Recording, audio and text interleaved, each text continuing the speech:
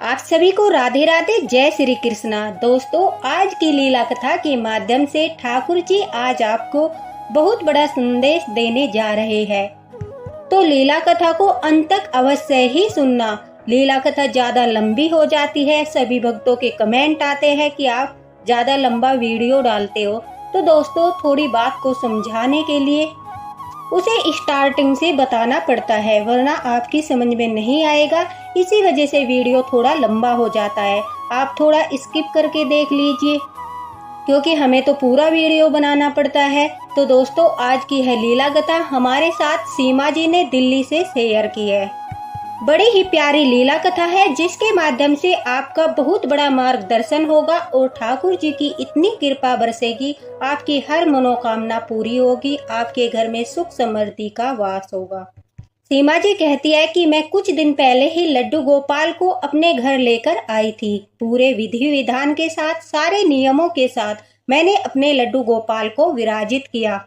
उनकी स्थापना स्वयं न करके मैंने पंडित जी से कराई, ताकि कोई भी भूल चूक न हो जाए। मेरे लाला घर आए थे, मेरे लड्डू गोपाल घर आए थे, इस वजह से मैं चाहती थी कि पूरे विधि विधान के साथ उनकी स्थापना कराऊं, जिसके कारण मेरे बाल गोपाल जल्दी से जागृत हो जाए, मुझे सौपन में दर्शन दे, अपनी अनुभूति कराए। और जो भक्त सभी अपनी जो लीला कथाएं बताते हैं, लीलाएं बताते हैं लड्डू गोपाल की, सीमा जी कहती है मैं भी वो सब अनुभूति करना चाहती थी। मुझे भी मन हो रहा था कि जल्दी से लड्डू गोपाल मुझे भी कोई अनुभूति कराए।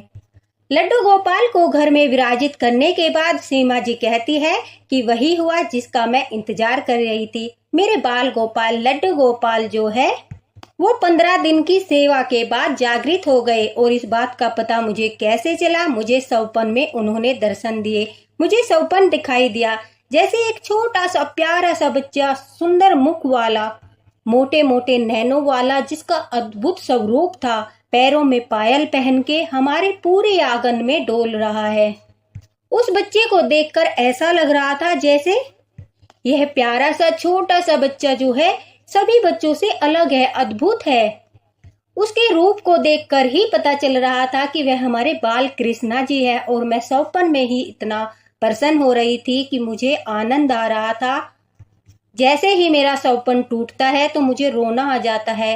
सीमा जी कहती है मुझे यह भाव आता है कि काश मैं और दर्शन कर पाती, क्योंकि जो हमारे लाला है जब वो सौपन में दोस्तों दर्शन देते हैं तो मन नहीं भरता।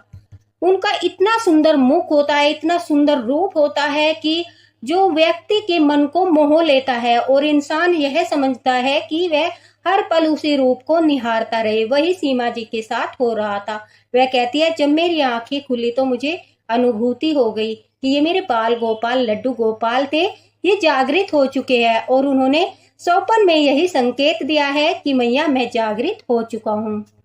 सीमा जी कहती है कि मैंने बाल गोपाल लड्डू गोपाल को अपने पुत्र रूप में स्थापित किया था, और अपने आंगन में इस तरह से उन्हें घूमता हुआ देखकर, उनकी पायल की झनकार सुनकर मेरा तो मन मोहित हो गया।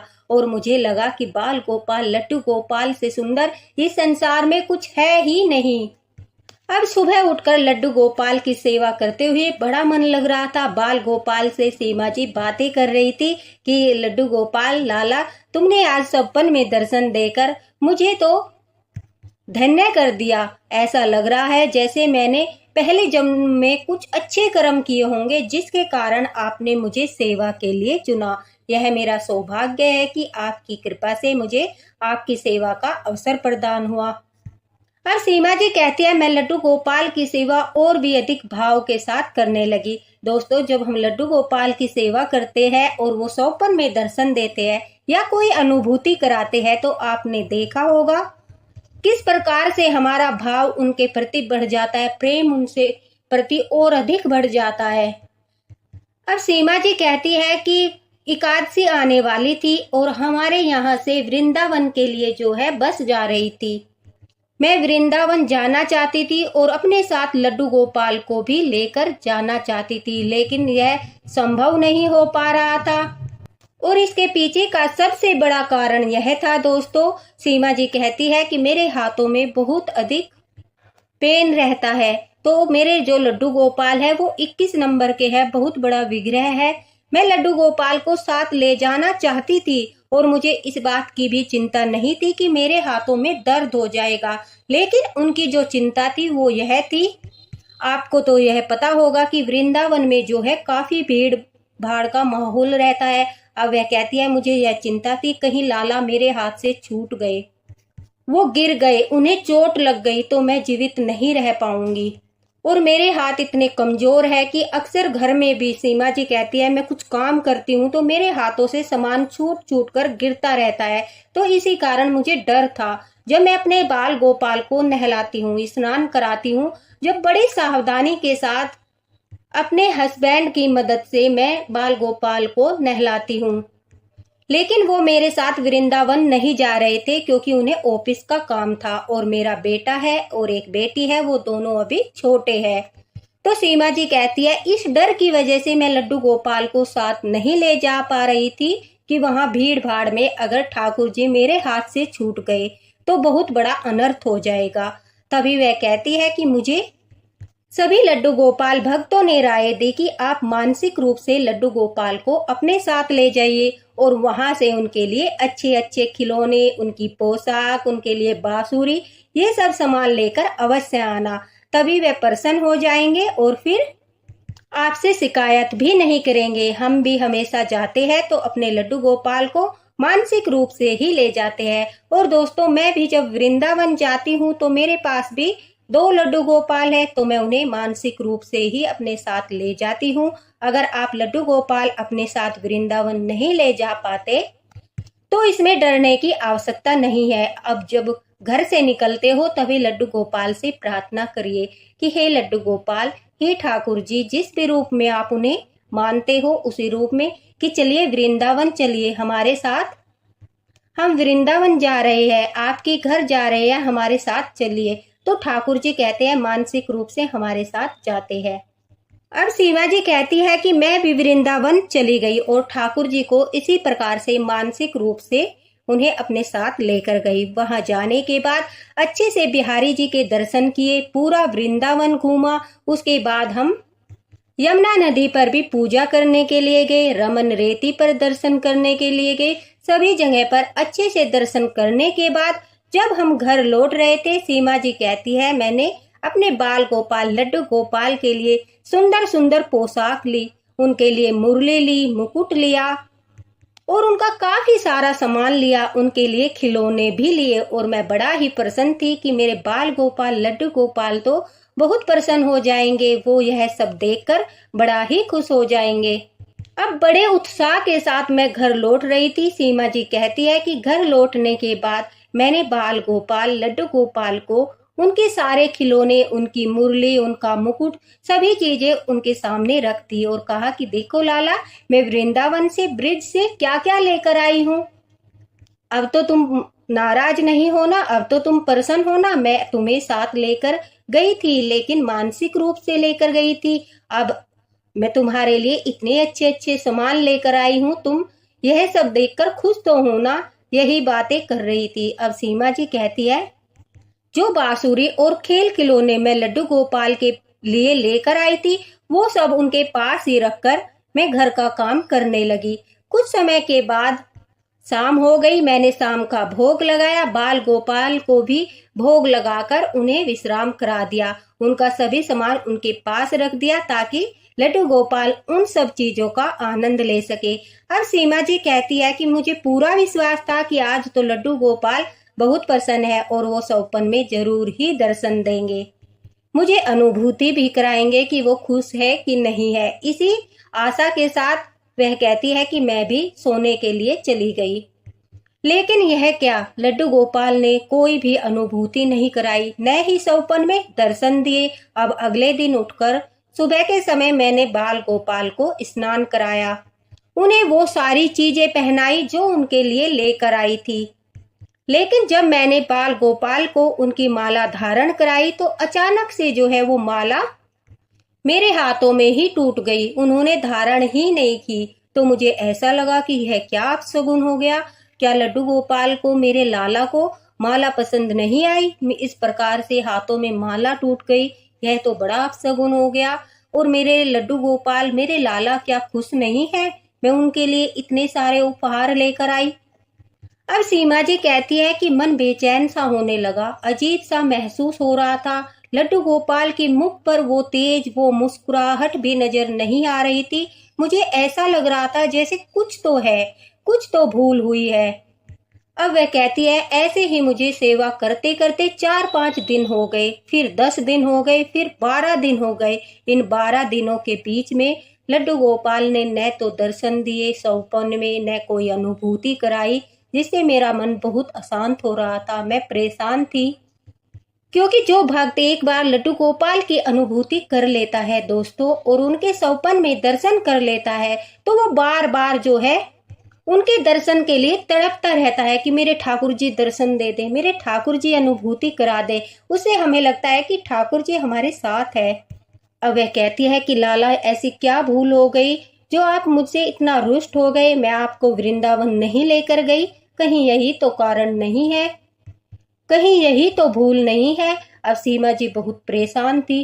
वह कहती है, मैंने बहुत प्रार्थना की। अब प्रार्थना करने के बाद मैं रोने लगी। रोते रोते ठाकुर जी से कहने लगी कि लाला देखो, या तो बता दो कि मेरी क्या गलती है, और नहीं तो मैं इस तरह से नहीं जी पाऊंगी। मुझे लग रहा है कोई तो बात है जिसके कारण आप नाराज हो। दोस्तों, जब लड्डू गोपाल से हमारा जुड़ाव हो जाता है, हम उनसे बातें करने लगते हैं, तो हमारे अंदर के भाव प्रकट होते हैं। इसी तरह से सीमा जी के भाव प्रकट हो रहे थे। वो इतना दुखी थी कि वो ठाकुर जी के सामने रोने लगी, लड्डू गोपाल के सामने रोने लगी। अब उनके रोते ही ठाकुर जी को तो मार्गदर्शन करना ही था। सीमा जी कहती है कि उसी दिन रात के समय मुझे एक छोटा सा बच्चा सौपन में दिखाई दिया, और आश्चर्य करने वाली बात यह थी कि जो भी खिलौने मैं लेकर आई थी, वो सब खिलौने उस बच्चे के पास रखे थे, लेकिन वह उन्हें स्पर्श तक नहीं कर रहा था। अचानक से मैंने उसके हाथों में मिट्टी का पात्र देखा। उस मिट्टी को देखकर वह बड़ा प्रसन्न हो रहा था, बड़ा ही खिलखिला रहा था, और बार बार उस मिट्टी को कभी अपने पैरों पे लगा रहा था, कभी अपने हाथों पे लगा रहा था। मतलब उसके साथ खेल रहा था, बड़ा आनंद ले रहा था, लेकिन वह उन खिलौनों को स्पर्श तक नहीं कर रहा था।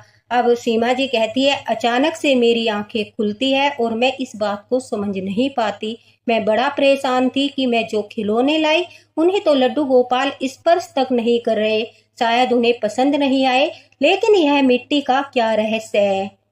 अब वह कहती है कि मैं शाम के समय पार्क में टहलने जाती हूँ, वहां पर सभी मेरी सहेलियां जो है वो लड्डू गोपाल की सेवा करती है। तो मैंने उनसे इस बारे में बातें की कि मैं जिस दिन वृंदावन से आई थी, क्योंकि वो सब भी मेरे साथ गई थी, उसी दिन से ठाकुर जी मुझे अनुभूति नहीं करा रहे और न ही सौपन में दर्शन देते। लेकिन रात मुझे एक अजीब सा सपना आया, जिसमें एक छोटा सा बालक था, और वह बालक मिट्टी का पात्र अपने हाथों में पकड़े हुए था, और जो मैं खिलौने लाई थी उन्हें स्पर्श तक नहीं कर रहा था। तो सीमा जी कहती है कि अचानक से एक माँ जी, जो पिछले 12 वर्षों से लड्डू गोपाल की सेवा कर रही है, उन्होंने कहा, अरे वो कोई और नहीं, लड्डू गोपाल थे। वो तुम्हें बताना चाह रहे थे, क्या तुम उनके लिए ब्रिज की मिट्टी नहीं लाई? क्या तुम्हारे घर में ब्रिज की मिट्टी नहीं है? वो यही संकेत कर रहे थे, शायद तुम्हारे घर में नहीं है। जो ब्रिज की मिट्टी होती है वो सबसे अनमोल होती है, और जो भी लड्डू गोपाल भक्त होते हैं, उनके घर में ब्रिज की मिट्टी मंदिर में एक छोटी सी मुट्ठी में अवश्य रखी रहनी चाहिए। लड्डू गोपाल की कृपा बरसती है। लड्डू गोपाल को ब्रिज की मिट्टी की सुगंध अति प्रिय है। हाँ दोस्तों, यह वही मिट्टी है जिसके बारे में मैं बात कर रही हूँ, जिसको ठाकुर जी ने खाया था, और माता यशोदा ने जब उनका मुंह खुलाकर देखा तो पूरी पृथ्वी को उनके मुख के अंदर देखकर बेहोश हो गई थी। हाँ दोस्तों, यह वही मिट्टी है जिस पर हमारे ठाकुर जी के चरण पड़े हैं, जिस पर हमारे ठाकुर जी ने हजारों लीलाएं की है। ठाकुर जी ने ब्रिजवासियों को एक ऐसा प्रसाद दिया है जो जब तक पृथ्वी रहेगी तब तक समाप्त नहीं हो सकता। ब्रिज की मिट्टी ठाकुर जी का दिया हुआ ब्रजवासियों के लिए प्रसाद है। जो भी भक्तगण वहां जाते हैं वहां की मिट्टी को अपने माथे से इसलिए लगाते हैं क्योंकि वह ठाकुर जी के चरणों की मिट्टी है, जिसमें ठाकुर जी ने, लड्डू गोपाल ने अपना पूरा बचपन बिताया, जिसमें ठाकुर जी ने लीलाएं की, वो वही मिट्टी है जिसमें माता यशोदा और हमारे कन्हैया की अनेक लीलाएं आपने सुनी होगी। गोकुल के आसपास जो भी क्षेत्र है उसे ब्रिज मंडल कहा जाता है। तो दोस्तों, रमन रेती से या फिर वृंदावन से या फिर ठाकुर जी के जहां पर मंदिर है बांके बिहारी जी का, वहां से कहीं से भी आप जब भी जाओ मिट्टी अवश्य ही लेकर आना, क्योंकि लड्डू गोपाल को वो सबसे अधिक प्रिय है, वो उनके लिए सबसे अधिक अनमोल है और वो लड्डू गोपाल भक्तों के मंदिर में अवश्य होनी चाहिए। वृंदावन को ब्रिज का हृदय कहा जाता है, तो अगर पॉसिबल हो तो थोड़ी सी मिट्टी आप वहां से ले आइए, वो और भी अच्छा है। अब सीमा जी कहती है कि मैं कहती हूँ नहीं माँ जी, हमारे घर तो मिट्टी नहीं है, न ही मुझे इस बारे में पता था, लेकिन लड्डू गोपाल ने मेरा मार्गदर्शन किया, यह मेरा सौभाग्य है। मैं सिर्फ इसी उद्देश्य के साथ कि मैं अपने ठाकुर जी के लिए, अपने लाला के लिए उनकी मनपसंद चीज लेकर आऊं, मैं दोबारा से वृंदावन जाऊंगी। अब सीमा जी कहती है मैंने तुरंत से दोबारा से वृंदावन जाने का प्रोग्राम बनाया और इस बार मैं अपने हस्बैंड को साथ लेकर गई, साथ में लड्डू गोपाल और अपने दोनों बच्चों को भी लेकर गई और वहां से दर्शन करने के बाद हम ब्रिज की मिट्टी लेकर भी आए। और वह कहती है कि आप आश्चर्यचकित हो जाओगे, जब हम ब्रिज की मिट्टी अपने घर लेकर आए तो हमारे घर में तो जैसे बहार आ गई। जैसे कहते हैं ना, सूखी हुई बगिया में फूल खिल उठते हैं, उसी तरह से हमारा घर तो महक उठा। मंदिर में एक इतनी प्यारी सी सुगंध हमें आती थी, जो मंदिर में प्रवेश करते ही ऐसा लगता था जैसे हम वृंदावन में हैं। सचमुच लड्डू गोपाल ने फिर से अपनी अनुभूति कराना शुरू कर दिया, रोज स्वप्न में दर्शन देने लगे। लड्डू गोपाल की कृपा हमारे घर पर बरस रही थी, लेकिन जब हम ब्रिज की मिट्टी लाकर अपने मंदिर में रखते हैं उसके बाद तो हमारे घर में और भी उन्नति होने लगी, हमारे घर में सुख शांति का वास हो गया। हम जब घर से बाहर जाते हैं तो अपने मस्तिष्क पर चंदन का नहीं बल्कि ब्रिज की मिट्टी का तिलक लगा कर जाते हैं, क्योंकि वो हमारे ठाकुर जी के चरणों की धूली है। सीमा जी कहती है जो भी शुभ कार्य होता है उससे पहले हम उस मिट्टी से अपने माथे पर तिलक करते हैं। और सबसे बड़ी खासियत यह है कि जब भी मेरे बच्चों की कुछ तबीयत खराब होती है या फिर मेरा बच्चा डर जाता है, अगर जरा सी वो ब्रिज की मिट्टी, ठाकुर जी के वो चरणों की धूली मैं अपने बच्चों को लगा देती हूँ तो आश्चर्यचकित करने वाला रिजल्ट सामने आता है। एकदम से हमारे बच्चे जो है वो नॉर्मल हो जाते हैं, उन्हें किसी प्रकार की कोई समस्या नहीं रहती।